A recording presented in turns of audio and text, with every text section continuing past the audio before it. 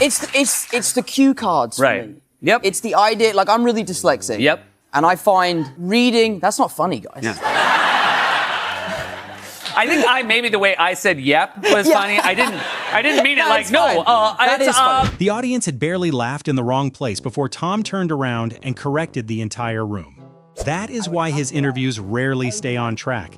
Just when everyone is waiting for the face of Spider-Man, brand new day, to give the safe answer, Tom usually brings in a detail nobody was ready to catch. I am a walking meme. Before we watch him keep knocking the person across from him off balance, make sure to hit like and subscribe. All right, Tom, what's the worst thing about wearing a Spider-Man suit for 12 hours? The worst thing is definitely the smell. You know, I'm not gonna shy away from it. You know, you spend 12 hours in that thing in a deep lunge, jumping up and down all day, that stinks. To understand why Tom can make a room laugh that quickly, start with the suit that turned him into a superhero. Other people might talk about the design or the power. He honestly drags Spider-Man down to 12 hours of movement inside a sealed layer of fabric. The movie magic remains intact, but from that point on, nobody can pretend it smells heroic anymore. I think I have to keep that a secret because I have a bit of a reputation, and I think fourth time is a charm. I need to not spoil anything on this press tour, and this is day one. So we will not be spoiling anything today. That honesty becomes even more dangerous when the conversation touches Marvel secrets. Tom knows his reputation, knows the person across from him is waiting for one slip, and somehow turns that whole mental duel into a joke before anyone can even set the trap. This time he is determined to keep everything hidden, but the way he announces that sounds like a man negotiating with his own mouth. I am a walking meme. I am. My fans love it. And it's fun, you know. The funniest one is I was on a diet when we did Heart of the Sea, right? And we were only allowed to eat 500 calories a day, which is awful. I stole a croissant from the catering thing that the crew ate. I ate it and then threw up immediately because I just wasn't used to the sugar because I've been on this diet for so long. The internet catching one of his expressions or pronunciations does not really bother Tom anymore. He fully accepts that he is a walking meme, then tells a story about a brutal diet just to land on a croissant and one word that went completely off course. When a star is willing to laugh at the most distorted version of himself first, the interviewer has no reason left to keep the mood formal. Whoa, okay. What would be the first question? I guess it would be, when will we get Miles Morales? Would be the question I would ask, because I know the answer. And it is? And I can't tell you. I'm asking the questions, not answering them. Hey. When he is invited to ask a question from the point of view of a Spider-Man fan, Tom chooses exactly what the fans most want to know. The problem is that he also happily confirms he already knows the answer, then locks the door right in front of everyone. He does not reveal the secret. He simply places it on the table, turns the lights on, and enjoys watching the person across from him unable to touch it. Okay. I bought everyone these beanie hats. Okay. And it had Spider-Man embroidered across the front of it. But I had ordered kid sizes by accident. That ability to create chaos does not disappear when the camera leaves the interview table. A gift for the whole crew should have been a thoughtful gesture until Tom realized he had ordered an entire batch of children's beanies by mistake. No carefully planned prank needed. Sometimes he only has to try being nice, and the chaos will find the correct address on its own. That poster makes me so upset. Like, That's probably Tobey Maguire's body and my head. Just old stock photography. Even the polished promo image is not safe from that kind of observation. Standing in front of his own poster, Tom does not compete for the best-looking angle, but starts questioning whether the body under that face actually belongs to him. One sentence is enough to make the entire superhero image machine suddenly feel like a Photoshop job the main subject was never warned about. He came up with this idea that I went into the studio the next day and pitched as his idea. I did not take credit for it. But also, I said that because I was worried it was a bad idea. And they were like, oh yeah. When Tom steps into the writer's room, he has more creative input, but his instinct for self-preservation still runs faster than his confidence. He brings his brother's idea to the studio, gives proper credit to the person who came up with it, and at the same time politely stands far away in case everyone thinks it is terrible. That is honesty with a life jacket, admirable, and also funny because he admits the real reason immediately. And they keep telling me, it's not ready, we'll send it to you when it's ready. And my brother Paddy worked on the film in the art department. He called me up one day and he was like, bro, the script is so good. You would think that being deeply involved in the project would make Tom the first person to know everything, but his family finds a way to reverse that position. A call from Paddy turns the lead actor into the person asking why his younger brother already knows how good the script is. A major secret does not always need to leak onto the internet. Sometimes it just takes a detour through the art department and comes back to tease the most famous person in the house. I'll have a Shake Shack. Yes. I'll have a Shake Shack. I'll double stack it. Yes. I'll have two burgers. I'll have 2 lemonades. I'll have the chips, the cheese on it, all of it. Tom also has no concept of giving only the necessary answer when the topic turns to food. One question about a familiar meal quickly opens into an order with absolutely no restraint, with everything added until there is nothing left to add. The humor here comes from total conviction. After a long day, if food is finally happening, moderation is clearly somebody else's problem. We got cast. I got cast at 18. How old were you? 18. 19. Turning 30 this year. Yeah, bro, like a whole, We're fifth grader. Yeah. We do this for a while. A decade in the same movie universe could be told through major milestones, but Tom measures it through the age of the person sitting beside him. The sudden math turns the whole conversation into a moment where everyone realizes just how much time has passed. He is not trying to play the seasoned senior actor. He is simply amazed out loud, and that reflex pulls everyone onto the same side. Do you know what? It was a real kick in the nuts, actually, because I started making these movies when I was 18, and I could fall from the wires and bounce back up and come to work the next day, and it was a bit of a reality check for me. Time also sends Tom a less pleasant update through falls on wires. At 18, the body could bounce back and return the next day. Now, that same familiar test gives a different answer. He tells the story of slowing down without dressing it up, making the image of the agile Spider-Man collide directly with the very human experience of someone realizing his warranty is no longer unlimited. It was going to work out. Is that safe to say? And if that's true, like where do you think that came from?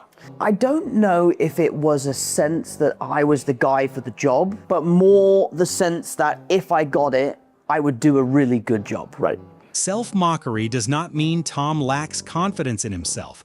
Looking back on the audition that changed everything, he does not announce that he was born for the job. What he believed was simply that if the opportunity came, he would do it well. That separation between ambition and arrogance gives the answer weight, and also shows that behind all the accidental slips is someone who understands his work very clearly. Yeah.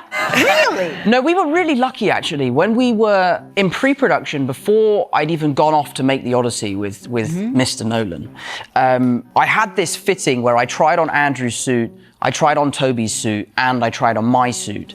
And Toby and Andrew had all these amazing zips and stuff so that they could go to the bathroom in the day and take the mask off in the day, which I never had. Then Tom discovered that the 2 Spider-Men before him had something far more luxurious, zippers serving a very human need. During fittings for the suits, he did not just see cinematic legacy, he saw evidence that he had been suffering unnecessary inconvenience for far too long. A conversation about design immediately becomes a delayed complaint, enough to make anyone sitting nearby laugh on his behalf. I guess just having a dance background for a character where you completely cover his face and you have to kind of tell the story through physicality. Yeah. You know, I was really lucky to have the emoting eyes. Right. You know, the kind of Tony Stark eyes that can kind of give the audience a sense of what's going on, but really you can just do shocked or angry. When the conversation returns to acting, the things that look natural begin to reveal the technique underneath. Tom's dance background helps him tell the story with his whole body while his face is covered, meaning even a stance has to replace a pair of eyes. He can throw an interview off rhythm with spontaneity, but on film, every movement is far more carefully considered than it looks. But now with this new suit, we did away with that 3D printing element, and it allowed me to be so much more flexible, and the suit was much stretchier. So it was definitely a comfier experience. That is definitely going to be. At least the new suit has finally learned to listen to the body wearing it. Tom explains the removal of some 3D printed technology with the excitement of someone who genuinely feels every change while moving, then lands on the simplest benefit. It is more comfortable. After all the symbols and traditions, Spider-Man's greatest victory is sometimes being able to stretch without negotiating with a seam. You know what I think about all the time that really scares me? Is like when he wears that thing, like the mask that you can't just take off. Yeah, you can't scout it. Because it's all like one piece. Yeah. I get scared all the time. Like, what if he's working so hard that he throws up? And then he can't, he chokes. Yeah. That seriousness sometimes leads to backup plans nobody wants to imagine. Faced with the fear of throwing up inside a sealed mask, Tom already knows the exact order for removing the eyes and tearing the inner layer. The whole situation sounds like a nightmare, and he solves it with the calm of someone who has quietly designed an emergency exit from the superhero suit. Yeah, I mean, I definitely cannot take credit for either of those things. But yes, we do have the Hulk. In what context? That is definitely a secret. That is why every question about a new character feels like a public test. Tom confirms just enough, denies credit that is not his, and builds a fence before the context can become dangerous. The funny part is not that a secret gets leaked, but that the audience can almost hear every break being pulled inside his head while his excitement keeps trying to keep going. Yeah, I am pretty loose-lipped, but it's only because I'm really excited. Like, I love these movies. Right. I'm a fan first.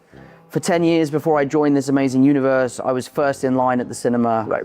So I feel like I'm a fan that kind of got into the trenches with them, you know? Yeah. And sometimes when I do these interviews, I want to tell everyone what's going on because You're excited. I'm a fan. Just like the suit, Tom's reputation as the spoiler king has another side the audience does not always hear in full. He admits he has a loose mouth, but the reason is not that he does not care about secrets. He is too excited because he is still, first and foremost, a fan. The confession does not erase the old record, but it makes it harder to blame him, because the culprit looks like a kid who wants to immediately tell everyone about the movie he just fell in love with. I've known John since I was 17 years old, and the beautiful thing about this movie is that we did each other's audition tapes for these characters. Back when you were 17 years old? Yeah, so I was 17, we were shooting a movie in Ireland, and I asked John if he would help me with my Spider-Man audition. With John Bernthal, that excitement comes with a beautiful full circle moment. Back when they were making audition tapes for each other, they stood behind the camera helping one another reach the very characters that would later bring them back into the same movie. Tom tells the story with a sense of surprise that still has not worn off, as if that coincidence has just been discovered in the room instead of traveling with them for years. And there's loads of fun little Spider-Man quips that we use to kind of get around. Like every time he goes to swear, we just web his mouth shut. When two character worlds collide, Tom finds a way to keep the edge while still letting Spider-Man play.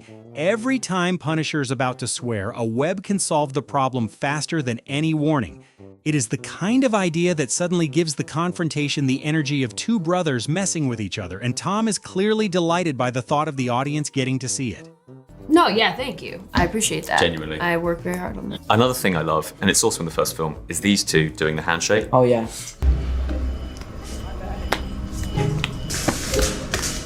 That energy was very visible beside Jacob Batalon, where even a handshake needed its own system. Tom starts explaining it seriously, as if he is teaching a diplomatic ritual, while every movement pulls things further away from seriousness.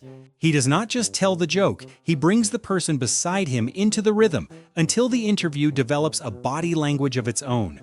Doing different things in the moment, like... I feel like I think maybe I gave myself a little too much credit in that moment. It definitely wasn't written as long as it was on the page. And maybe it was just my insatiable need to milk that moment. That ability to stretch a moment further also showed up in one of the heaviest emotional scenes. Asked about the improvisation, Tom admits to an almost bottomless need to hold on to the scene a little longer. The way he mocks his own desire to milk the moment lightens the room, but underneath it is still the instinct of an actor who knows when a beat should not end yet. I think my favorite thing about Peter Parker is that he always is selfless. Like, everything that he does is for other people. Maybe that is why the thing Tom loves most about Peter Parker has nothing to do with power. He chooses selflessness, a quality that only appears when the character uses everything he has for other people. After so many answers that make everyone laugh, this is the moment where Sincerity stays still long enough to reveal what keeps all that chaos from becoming a grab for attention. I am living the dream. I actually genuinely think I am the luckiest person alive. I genuinely think that. You know, I've got a great group of friends, I have a wonderful family, I have a career that I'm incredibly proud of, and I get to do what I love for a living every day. And when he looks back at his own life, Tom does not try to act calm in the shape of a star who is used to success. He says directly that he is living in a dream, then places friends, family, and professional pride side by side.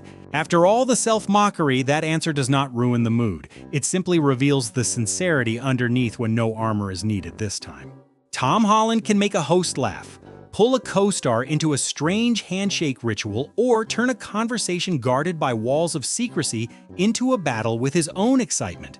But what makes those moments so lovable is not that he always has the best joke. Tom simply does not hide the awkwardness, the nerves, the gratitude, or the joy behind an overly perfect star image. So whenever the room loses control, the audience feels like they have just seen the real person peek out before the publicity machine can pull the mask back down. Comment with the moment that made you laugh the most, hit like and subscribe so we can see you again in the next video.